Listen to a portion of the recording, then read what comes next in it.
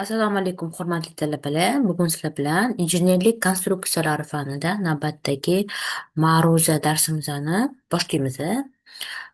Bugungi ma'ruzamizni nomi temir beton konstruksiyalar haqida umumiy ma'lumot deb nomlanadi. Biz o'tgan darslarda sizlar bilan metal hamda yog'och konstruksiyalar haqida batafsil ma'lumotlarni berib o'tgandik. Demak, bugungi darsimizda sizlar temir betonlar haqida bilib olasizlar. Temir betonning yaratilish tarixi va qo'llanilish sohalari.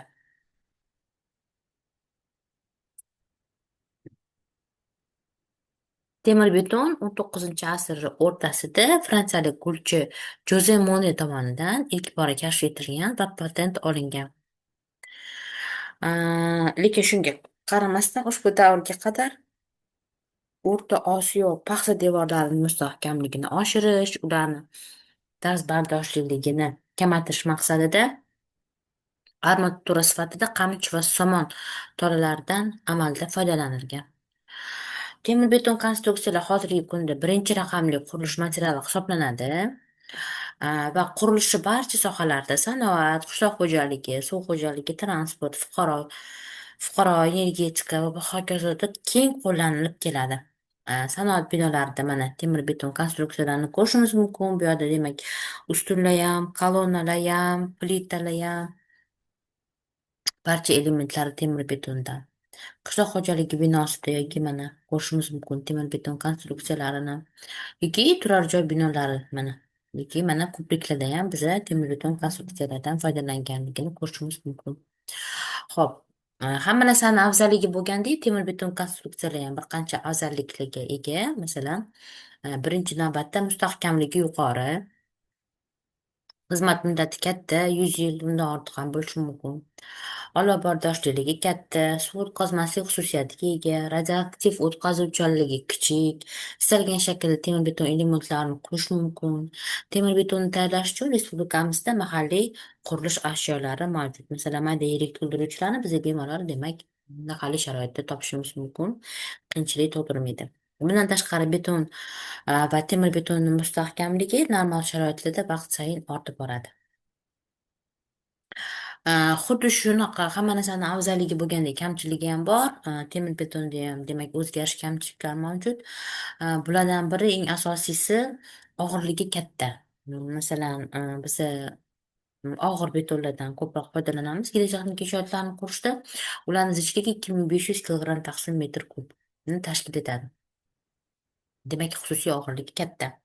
Solishtirmaga ko'tarish qobiliyati nisbatan kichik, transport xarajatlari katta, temir beton konstruksiyali bino va inshootlarning poydevori nisbatan chuqurroq joylashadi.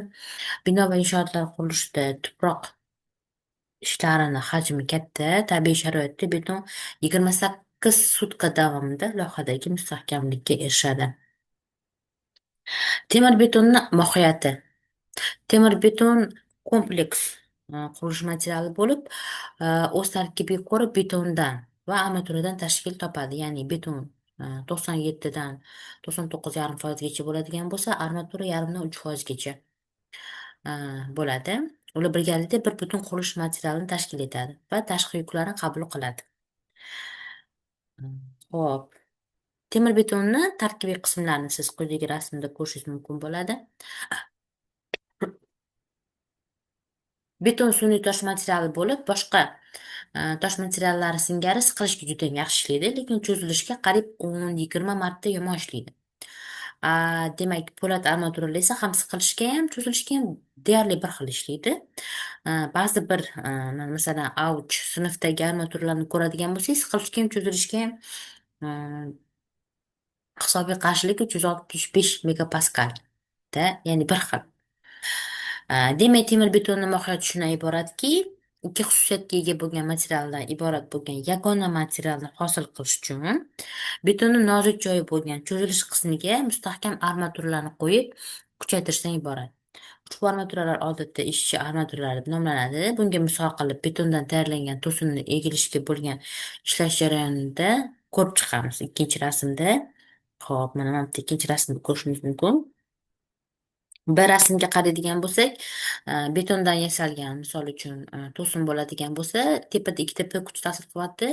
Mana shu P kuchi biza qiymatini oshirib borganimiz sari, to'sinimizni pastki qismida yoriqlar paydo bo'lishni boshlaydi. Qanchalik kuchi qiymati ortib borsa, shunchalik yorilib ketadi pastki qismi va biza aynan mana shu joyga, tuzilayotgan joyga biza armaturani qo'shishimiz kerak bo'ladi. Mohiyati ham aynan shundan iborat. Ya'ni betonni o'sha demak konstruksiyamizni qaysi qismi siqilyapti, qaysi qismi cho'zilyapti, shuni biz bilib olishimiz kerak va shuni bilgan holda armaturalarni mm, siqilgan qismiga emas, demak cho'zilgan egilgan qismiga qo'shishimiz kerak bo'ladi.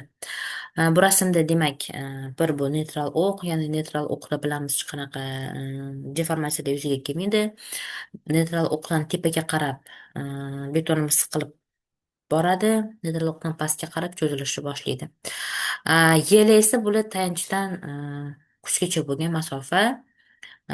Demak, ko'ndalang kesimi bo'yicha qaraydigan bo'lsak, bu tarafda S armaturalar orasidagi masofa hisoblanadi. Ya'ni mana shu ikki xil rangda bo'ladigan bo'lsa, tepa qismi siqilyapti. Siqilayotgan joyiga biz armatura qo'shishimiz keragi yo'q, chunki beton busiz ham siqilishga yaxshi ishlaydi. Pastki qismiga lekin qo'shishimiz kerak bo'ladi.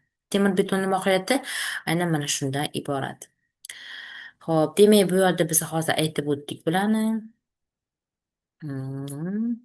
Beton konstruksiyalardan asosan tomonlari nisbatan 1/L 5-6 yoki 6 bo'lsa, siqilishga ishlaydigan elementlar, poydevorlar, devorlarni, tirgak inshootlarni, chetki tayanch devorlari tayyorlashda foydalanish mumkin. Bundan tashqari, elementda hosil bo'layotgan cho'zuvchi zo'riqishni miqdori betonda cho'zilishga bo'lgan hisobiy qarshiligidan kichik bo'lgan holda ham beton konstruksiyalardan foydalanish mumkin.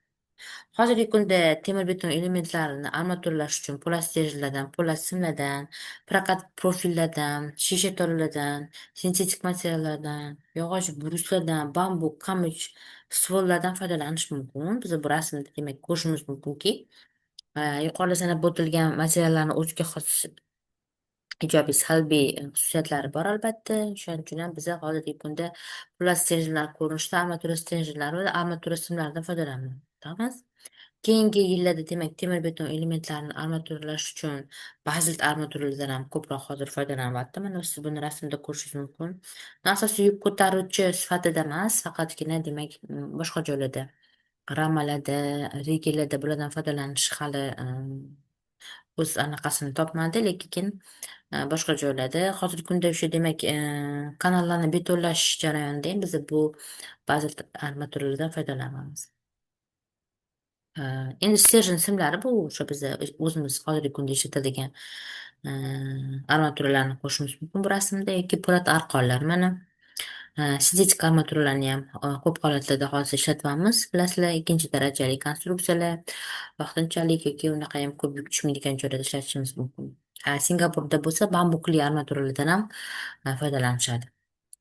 Temir beton elementlarini armaturalashda nafaqat yengil va cho'zilishga ishlaydigan konstruksiya elementlari, siqilishga ishlaydigan kolonnalarda ham, kolonna temir beton fermalarida ham, demak, belbog'larida temir beton konstruksiya elementlarida ham armaturalash talab etiladi. Chunki po'lat armaturalarning mustahkamligi betonni siqilishga bo'lgan mustahkamlikdan bir necha marta katta bo'lganligi uchun ularning yuk ko'tarish qobiliyatini va dardbardorchiligini oshiradi. Temir beton elementlarida turlicha xususiyatga ega bo'lgan beton bilan po'lat armaturalarni birga ishlashi uchun quyidagi demak 3 ta shart bajarilishi kerak bo'ladi. Birinchisi, beton bilan armatura o'zaro yaxshi birikish xususiyatiga ega bo'lishi kerak. Hop, ikkinchisi, beton bilan armaturalarning temperatura ta'siridagi chiziqli deformatsiyalanish koeffitsentlari bir-biriga juda ham yaqin bo'lishi kerak. Hamda uchinchisi, po'lat armaturalarni korroziyadan, bevosita olov ta'siridan va boshqa mexanik shikastlardan asrash uchun ular zich betondan iborat yetarli himoya qatlamiga, ya'ni mana bitta himoya qatlamini ko'rishimiz mumkin, ega bo'lishi kerak. Ya'ni bu himoya qatlami degani qayerdadir biza temir beton konstruksiyani ko'radigan bo'lsak, hech qachon unda armaturasi chiqib turmaydi, ahamiyat bergan bo'lsanglar. Mana shu elementiga qarab, temir beton konstruksiyaga qarab, misol uchun plitalarda 3-4 santimetr защитный слой qoldiriladi, ya'ni himoya qatlami. 2-3 santimetr qoldirib, keyin ichiga armatura qo'yiladi, chunki o'sha tashqi muhitdan himoya qiladi armaturani. Ana shu himoya qatlami deyiladi. Hop, temir beton konstruksiyani turlari. Keladigan bo'lsak, yig'ma temir beton konstruksiyalar bor, bir butun quyma monolit deb aytiladi yoki bitta paytda o'zida ham monolit ham yig'ma konstruksiyalar turlariga kiradi. Bundan tashqari, hozirgi kunda qurilish amaliyotida temir betonni boshqa turlari hisoblanmish arma sement bilan fibra beton konstruksiyalar ham keng foydalanyapti. Yig'ma temir beton konstruksiyalar hozirgi kunda eng ko'p qo'llaniladigan konstruksiya turiga hisoblanadi. Chunki yig'ma temir beton konstruksiyalar qurilish industriyalashishda va mexanizatsiyalashda katta ahamiyatga ega. Chunki bunda konstruksiya elementlarini turkumlashtirish va unifikatsiyalash imkoni yuqori. Siz bu rasmda yig'ma temir beton konstruksiya, endi yig'ma deganda bu o'z so'zi bilan yig'iladi, ya'ni zavodda tayyorlanadida, o'sha siz qurayotgan obyektga borib yig'iladi.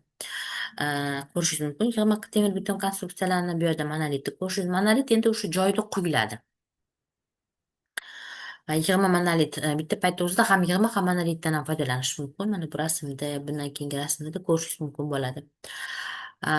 Endi armatsement konstruksiyalariga keladigan bo'lsak, armatsement asosan mayda donachali betondan nisbatan yupqa qalinligi 15-30 millimetr temir beton elementlari, fazoviy gumbazlari, qobiqlari tayyorlashda qo'llaniladi.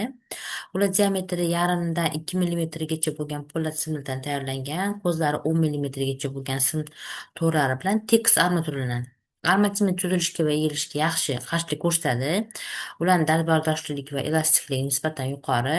Mehnatchi qurilishda kichik bosimli temir beton quvurlari, lotoklarni tayyorlashda armatsementlardan foydalanishimiz maqsadga muvofiq bo'ladi. Mana demak, armatsementning ko'rinishi quyidagicha bo'ladi. Hop, endi fibra betonga keladigan bo'lsak, keyingi yillarda qurilishda fibra betondan ham ko'p foydalanishyapti. Fibra beton elementlarini tayyorlashda betonni diametri 0,2-1 millimetr, uzunligi 10-30 millimetr bo'lgan armatura tolalari bilan armaturlanadi. Armatura tolalari po'lat simlardan, asbestdan, neylondan va boshqa materiallardan tayyorlanishi mumkin. Fibra beton strukturasi bir xil mustahkamligi va dalbardorligi nisbatan yuqori bo'ladi. Demak, bu rasmda siz fibra betonni ko'rishingiz mumkin bo'ladi. Hop, temir beton haqida ma'lumotlar mana shulardan iborat edi. Agar sizda qanaqadir savollar bo'lsa, biz bilan bog'lanishingiz mumkin. E'tiboringiz uchun rahmat. Keyingi darsda ko'rishguncha.